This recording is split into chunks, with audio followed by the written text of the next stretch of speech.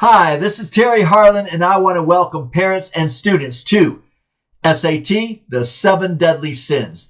These are 7 common blunders that millions of test takers make on the SAT every year. I would bet that over 99% of test takers make at least 2 of these mistakes, and that some make all 7. So I'm here to teach you what these score killers are and give you the information that, if you apply it correctly, will easily help your score increase 50 to 200 points.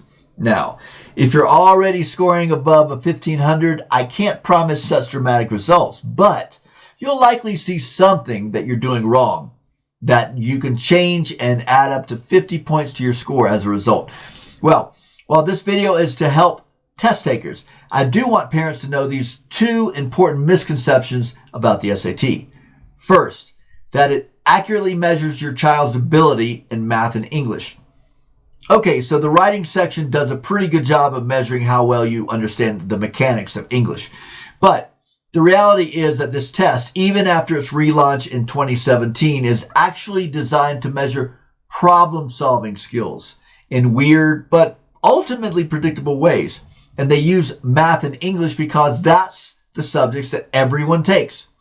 It's made to trick you, and this explains why students with A's in AP Calculus and AP English and 5s on their AP test may still score less than a 600 out of 800 on the math and English sections. Okay, the second misconception is that high scorers on the SAT understand it well enough to teach it or create adequate practice questions. Parents, at some point in your life, you probably had brilliant instructors or supervisors who were horrible teachers or trainers. And we've all had teachers, no matter how intelligent, whose practice problems didn't match those on their tests, which made the test that much more difficult.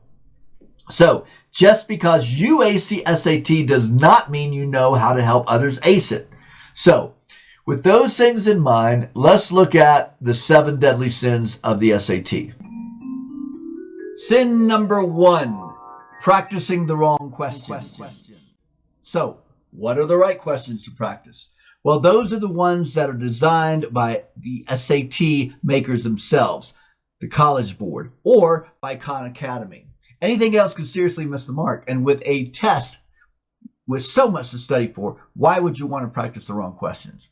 Okay, now there are other top publishers out there that claim that their questions are developed by Ivy League grads who scored high on the SAT. Remember what I say, because they answered the questions right doesn't mean they know how to develop those types of questions themselves.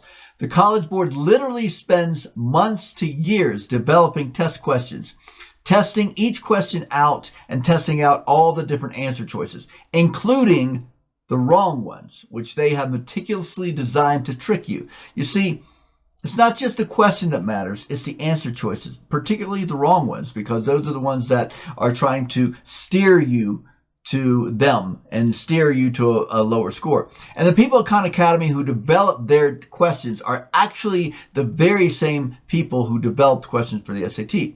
However, and this is a big however, I would never use College Board or Khan Academy to learn strategies for what content to work on.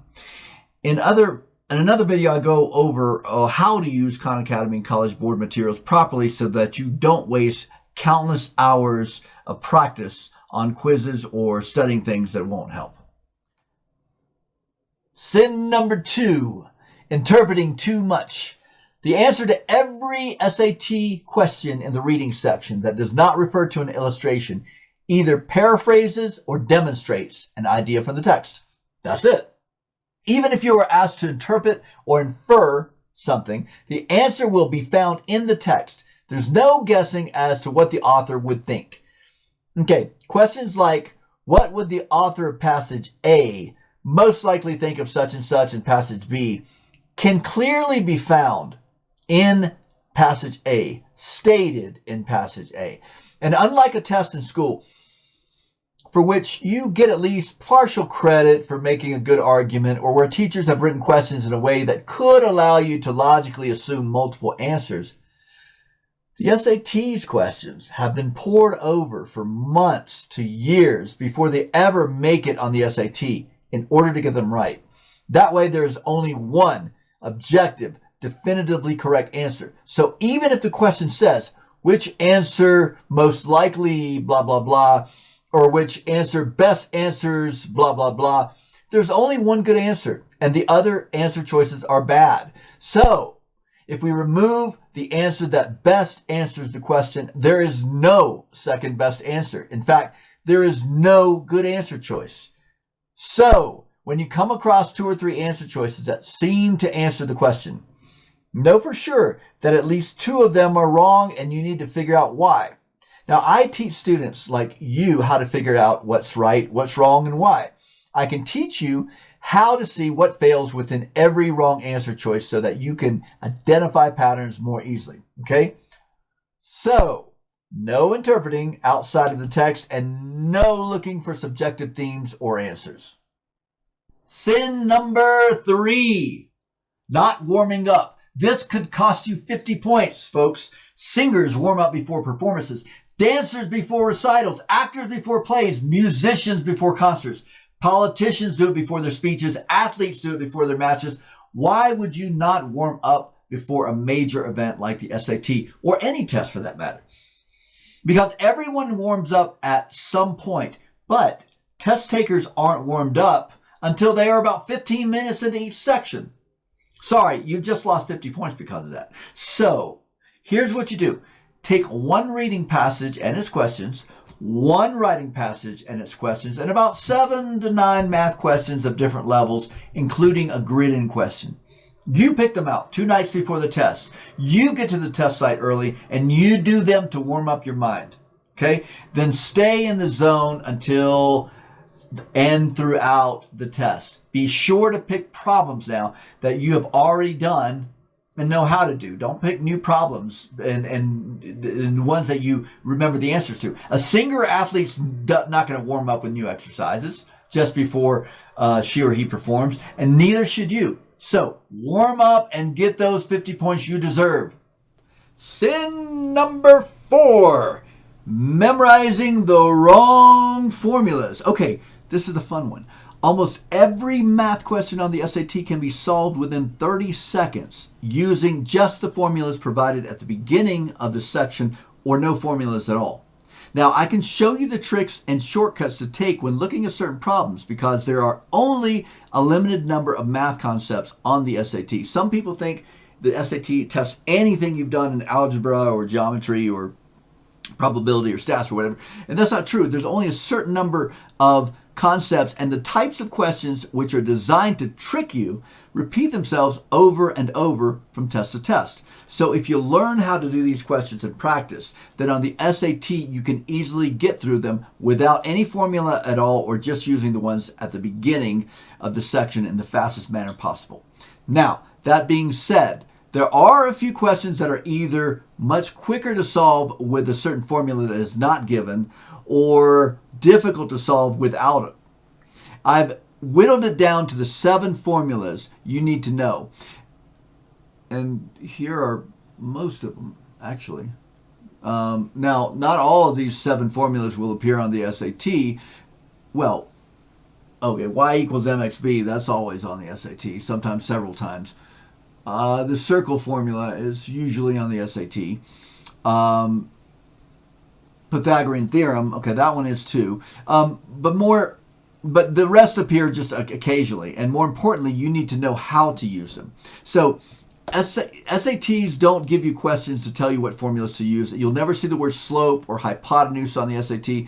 And sometimes you're expected to use these formulas in pretty weird ways, sort of like, or such as using the Pythagorean theorem to solve the radius of a circle, or the slope-intercept formula to figure out how fast a child grows every year.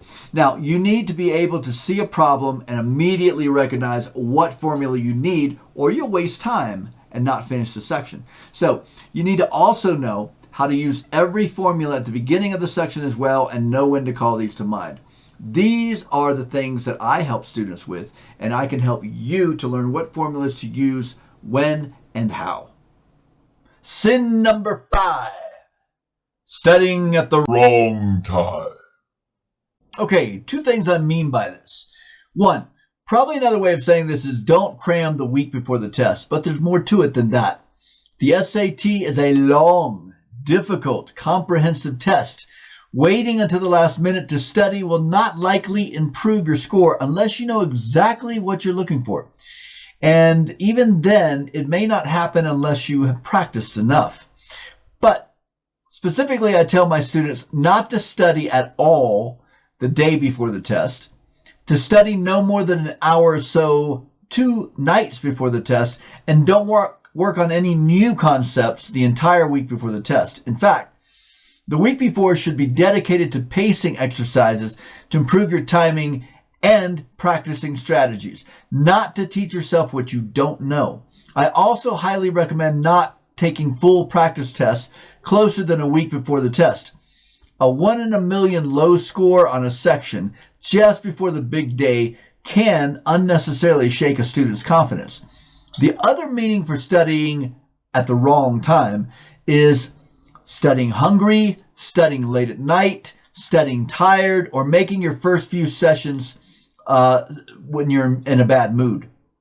Okay, also for those of you who struggle in math, studying SAT math just before studying for a major test should definitely be avoided. I have an entire manifesto as to when and how to study, not just for the SAT, but anything in general that can improve your scores and grades. How long you should study, the best techniques for studying to suit your personality, and so forth. Okay. So sin number 6 should be... sin number 6 is... Okay. Answering questions in the wrong order. Yeah, okay. Answering questions in the wrong order. Yeah, I get that. That could definitely mess you up, especially in the reading section. And the math. Yeah. Okay. All right. Well, I will let you go. Okay, gotta go. Oh yeah, gotta go. I'll pick up the cat food. All right. Good. Okay. Bye. Hey. Love you. Bye. Love you too. Okay. In the reading section, always answer the most specific questions first. That means those with line numbers, and save the general questions for last. This is a section in which more people run out of time than any other. So there's an approach I teach that is quite different than what most people teach. One tactic, whether you use my approach or not, is to answer the general questions last. And the reason is that if you answer it first, like most people do, and sometimes there's more than one general question, you have to think about the entire passage carefully. If you answer it last, you'll have enough information after answering all the other questions that the answer to the general question or questions will come more quickly. Now, suppose that's only 15 seconds faster. Well, 15 seconds times 5 passages means you're saving over a minute. But the other reason to do the questions in a specific order is that you will answer the questions and set a quicker pace for yourself instead of getting hung up on the general question or questions and maybe getting it or them wrong. Sin number 7, the biggest killer of them all. No, not Gene Simmons from KISS. It's waiting too long to start studying. Okay, the SAT is different from any other test you've ever taken and measures skills that differ from all the other tests. Waiting 3 weeks, for instance, before the SAT to start studying is like deciding you're going to learn how to race a car 3 weeks before the race. Now, you may have been driving a car for a long time, but racing one requires new skills and requires you to avoid pitfalls that you're not used to. Starting an SAT course, let's say 6 to 8 weeks before the SAT, now that's a good idea. You need time to learn all the new skills, bone up on old skills and concepts, and become aware of all the SAT tricks and traps to avoid them. But starting a course 3 months or more before the SAT is even smarter. That allows much more time to practice new techniques and truly understand what you need to do. There is no perfect time to start that suits everyone, and depending on the score you want, you may need to start earlier than other people. Is it ever too early to start studying? Well, if you're an underclassman or middle school student who has not taken algebra yet, I would say studying SAT would probably prove fruitless and frustrating. Also, if you are in the 9th grade or below and do not read a lot of books or articles above your grade level, studying SAT reading will likely go right over your head. However, most of the concepts on the writing section are taught by the end of middle school. And since that's the only section with more questions than minutes in which to do them, the sooner you get a jump on that section, the better. In fact, that's the only section I would say that you can teach yourself concepts that will help you actually improve in school. So those are the 7 deadly sins that people commit on the SAT. If you want to find out about more blunders that people make on the SAT, how to avoid these blunders, and basically just how to get a great score on the SAT, you can contact me at Terry, Terry, at astoundingscore.com, or you can call 833-726-7316. That's 833-SCORE-16, as in 1600. Okay? I look forward to hearing from you and helping you make a great score. Thanks so much. Bye-bye.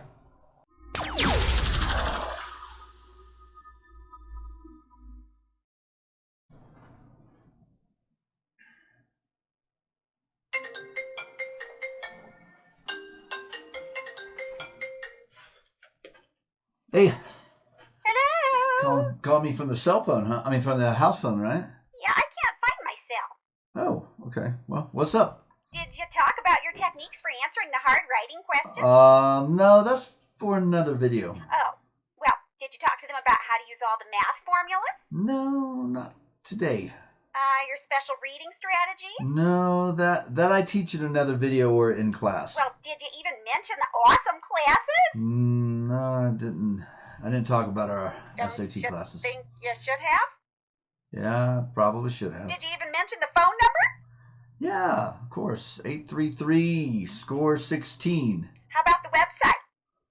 I don't remember. You don't remember the website? Yeah, I remember. Of course, www.astoundingscore.com. Why'd you take off your sweater? I was hot. I just decided to change clothes. You should wear it. That's all.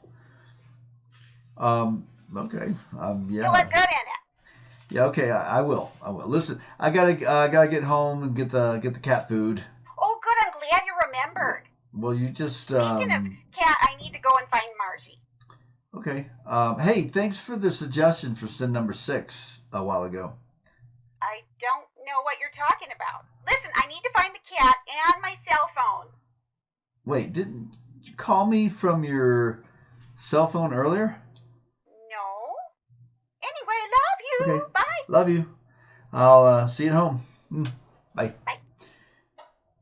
Wait a minute. If she didn't call me from her cell phone, then who did? Margie, what are you doing with that cell phone? Wait a minute.